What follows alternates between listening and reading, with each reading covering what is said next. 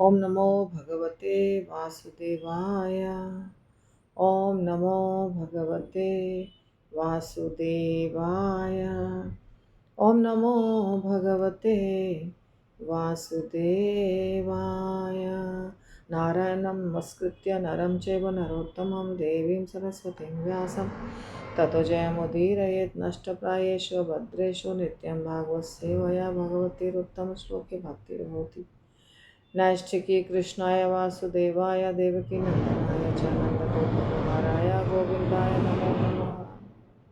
जय श्री कृष्ण चैतन्य प्रभु नित्यानंद श्री अद्वैत गदाधर शिवासादि गौर भक्तवृंद। हरे कृष्ण कृष्ण कृष्ण हरे हरे, हरे राम राम राम हरे हरे। श्रीमद्भागवतम पहला स्कंद 13वां अध्याय 17वां नंबर श्लोक। एवं गृहेषु सक्तानां प्रमत्तानां तदीहया अत्यक्रामत् अविज्ञातः कालः परम दुस्तरः। श्रील प्रभुपाद की जय। एवं इस तरह गृहेषु घरेलू विषयों में सक्तानाम अत्यंत आसक्त पुरुषों के, प्रमत्तानाम मूर्खता से आसक्त, तत्ईहया ऐसे विचारों में निमग्न, अत्यक्रामत पार कर गया, अविज्ञात अनजाने, काल सनातन काल, परम परम दुस्तर दुर्लंघ। जो मनुष्य घरेलू विषयों में अत्यधिक लिप्त रहते हैं और उन्हीं के विचारों में मग्न रहते हैं, उन्हें दुस्तर सनातन काल अनजाने ही धर दबोचता है ना। तो ये चल रहा है विदुर जी का, धृतराष्ट्र का गृह त्याग चैप्टर। तो हमने इसमें देखा था कि विदुर जी जो है ना, ये कौन बोल रहे हैं, ये सारा सूत गोस्वामी बोल रहे हैं। ठीक है, सूत गोस्वामी का ही चल रहा है। तो सूत गोस्वामी युधिष्ठिर महाराज के भी बारे में बताए कि युधिष्ठिर महाराज बहुत खुश हुए कि हमारे घर में एक पोता जन्म लिया है और वो चलाएगा खानदान को, अर्थात परीक्षित महाराज। अब कह रहे हैं कि यदि कोई व्यक्ति,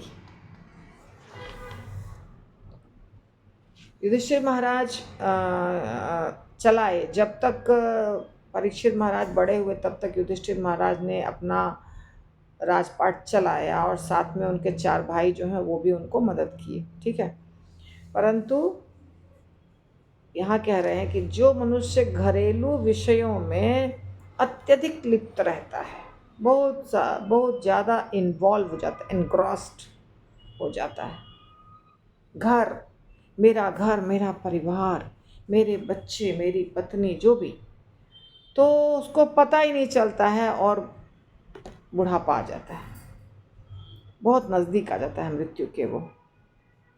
इसलिए शुरू से ही एक लाइन साइड में चलनी चाहिए भगवान की भक्ति की, तो अच्छा रहता है। अगर साइड में भक्ति चल रही है, जैसे इधर लगता है कि बच्चे सेटल होने लग गए वगैरह, धीरे धीरे इधर भक्ति के दिशा में थोड़ा तेजी कर दीजिए। चलो, इधर का कार्य हो रहा है, निबटता जा रहा है, इधर हम तेज कर देते हैं अपने स्पीड को।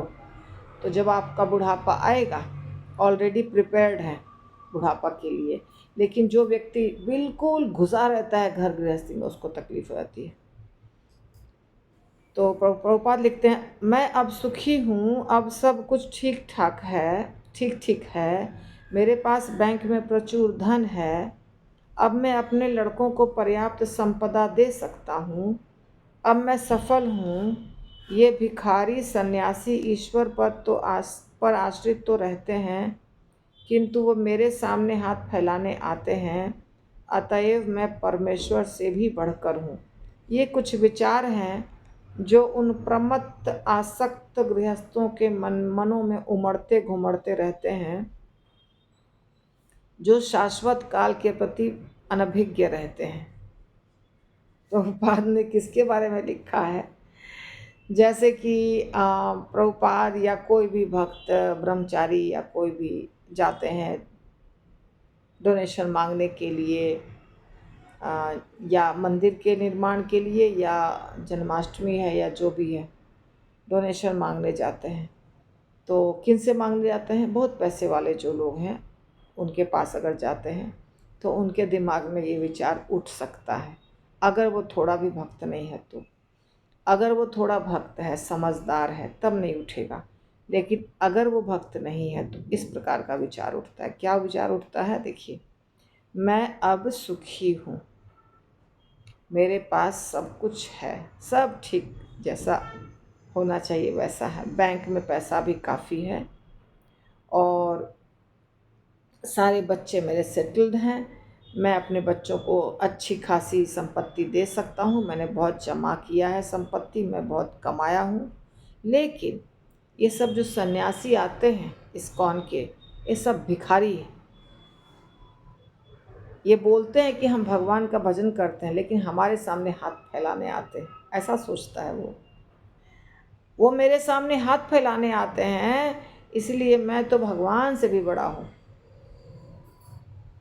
ऐसा भी सोचने वाले लोग हैं। ऐसा तो गलत सोचेंगे, मतलब जो बिल्कुल भी भक्त नहीं है वही सोचेगा।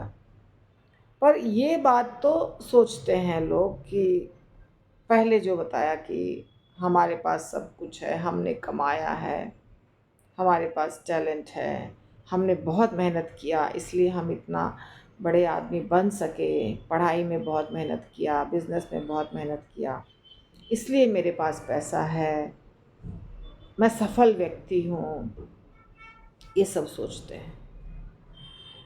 तो अगर वो बिल्कुल भी भक्त नहीं हैं तो वो भूल जाते हैं कि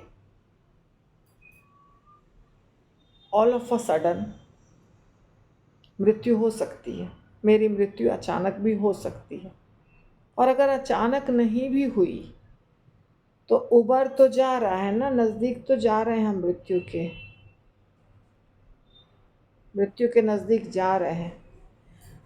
वास्तव में क्या होता है, जब व्यक्ति के शरीर में शक्ति होती है और पैसा होता है तो वो सोचता है कि हम कुछ भी कर सकते हैं। लेकिन ये पैसा और शक्ति दोनों अंत में दोनों साथ छोड़ देता है बहुत बूढ़े हो जाने के बाद। अगर कुछ व्यक्ति बहुत स्मार्ट हैं तो वो हो सकता है पैसा पकड़े रहें, पर बुढ़ापा तो इतना असहाय बना देता है व्यक्ति को कि अंत में दूसरे के सहारे रहना ही पड़ेगा। तो इस प्रकार वो भूल जाता है, वो नहीं समझ पाता है व्यक्ति, क्योंकि उसके शरीर में शक्ति है, काल के बारे में नहीं सोच पाता है। तो कहते हैं प्रभुपाद कि हमारी आयु सीमित है और परम इच्छा से नियत किए गए काल के विपरीत इसे एक क्षण भी बढ़ा पाना संभव नहीं है। सही है ना? जितनी चाबी दिया राम ने उतना चले खिलौना, ये फिल्म का गीत है, पर बिल्कुल सत्य है। जिसको जितना दिया है भगवान ने, चाबी खिलौने वाली गाड़ी जो होती है, चाबी वाली गाड़ी पहले होती थी, अभी पता नहीं कैसी गाड़ी चलती है, तो उसको घुमा घुमा के टाइट कर देते थे हम लोग, तो फिर रखते थे तो वो चलने लगता था।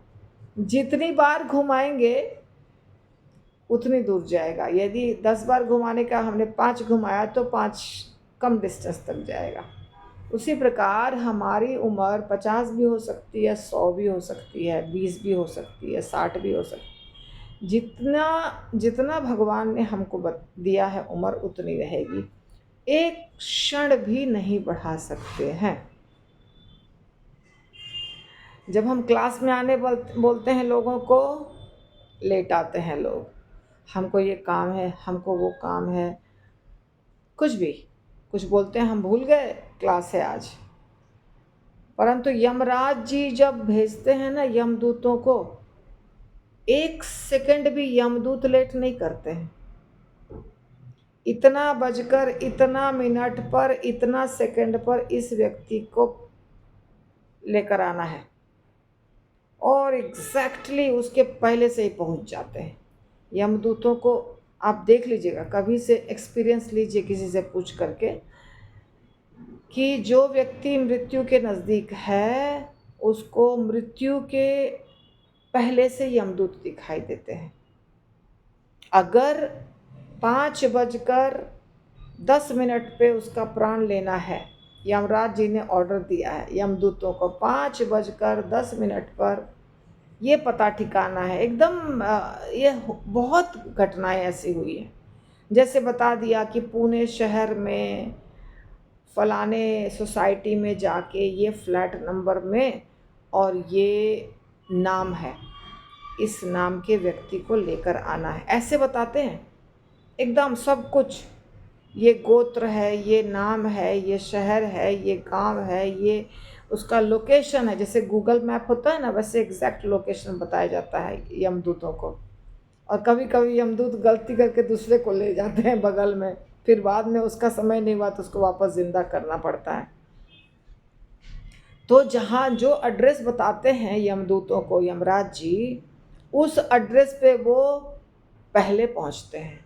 एग्जैक्टली नहीं 5:10 पे हमको ले जाना है तो 5:10 पे पहुँचेंगे, नहीं, 1-2 घंटा पहले यमदूत पहुँच जाते हैं।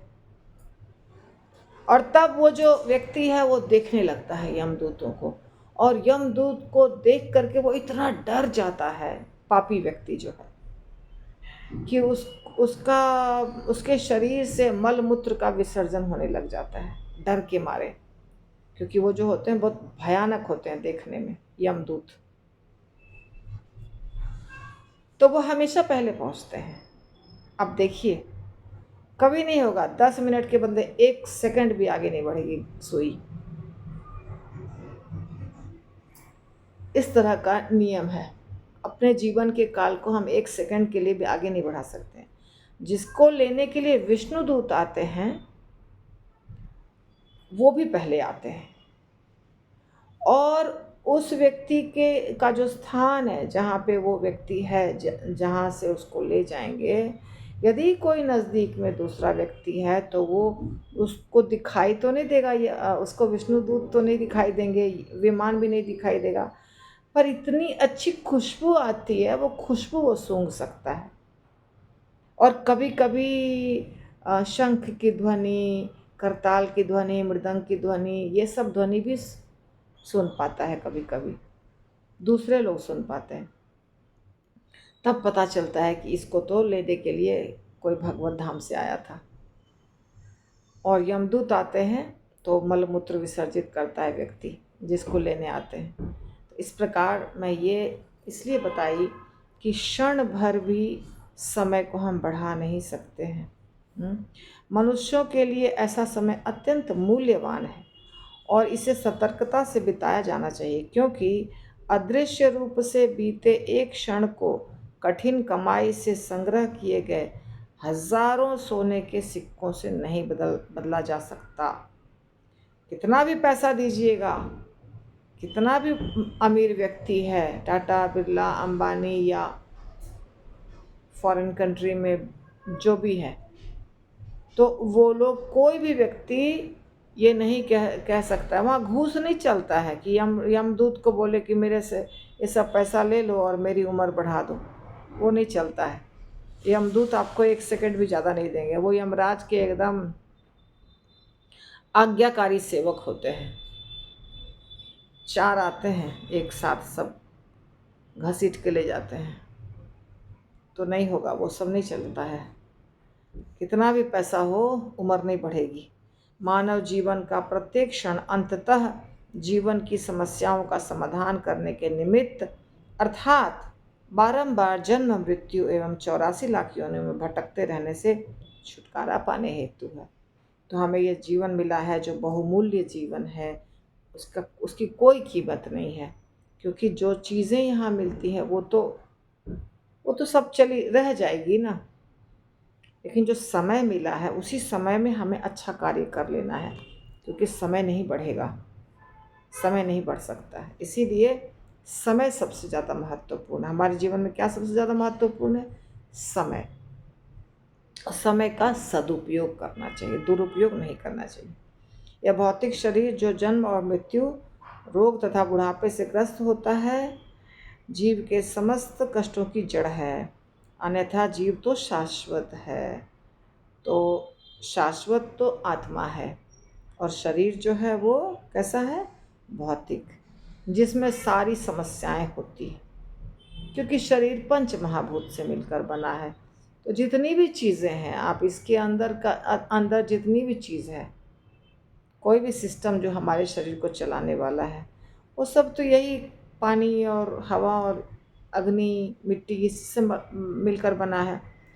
ऐसे किया, कोई भी चीज़ से आप चाकू से काट दीजिए, तलवार से काट दीजिए, गोली चला दीजिए, ये तो नष्ट हो जाएगा। ये तो लोहे का भी नहीं बना हुआ है, लोहा तो टाइम लगेगा, लेकिन ये तो इतना सॉफ्ट है कि नष्ट हो जाएगा। तो इस प्रकार के शरीर के ऊपर क्या गर्व करना, जिसको कभी भी ख़त्म किया जा सकता है। 5 मिनट। एक व्यक्ति है जो बिष्ट बिष्ट नाम है उसका, मुझे याद आ गई। वो रॉ का एजेंट था पहले, तो कुछ कारणवश उसको जेल हुआ था, और कन्फ्यूज़न, गलत फहमी के कारण जेल हुआ था उसको। हालांकि वो है नहीं खराब आदमी, वो नौकरी करता था सरकारी, हमारे देश का डिफेंस का आदमी। डिफेंस मतलब अलग टाइप का होता है वो। उसको, वो किसी भी व्यक्ति को 2 या 3 सेकंड में जान से मार सकता है। कुछ बताया था 2 या 3 सेकंड, मैंने सुना था उसका इंटरव्यू। 2 या 3 सेकंड में मार देगा सिर्फ। मिनट तो बहुत दूर की बात है, 15-20 सेकंड भी नहीं लगते हैं उसको मारने में। कितना फास्ट मारता है वो लोगों को, उन लोग को ट्रेनिंग मिलती है, उसमें भी बहुत ज़्यादा मास्टर है। तो हमारा शरीर ऐसा है, वो इंसान मार सकता है, भगवान की इच्छा होगी तो 1 सेकंड भी नहीं लगेगा, लेकिन इंसान भी 2 या 3 सेकंड में मार सकता है, बिना हथियार के। बिना हथियार के वो व्यक्ति को 2 या 3 सेकंड में मार सकता है। बिष्ट नाम जो है आदमी का, हमारे देश का ही वो एक व्यक्ति है, जो कि जो छिपा हुआ डिफेंस होता है ना, इंटेलिजेंस ब्यूरो और क्या क्या क्या क्या, उसमें से किसी में रॉ होता है, रॉ का एजेंट था। तो ये शरीर ऐसा है हमारा।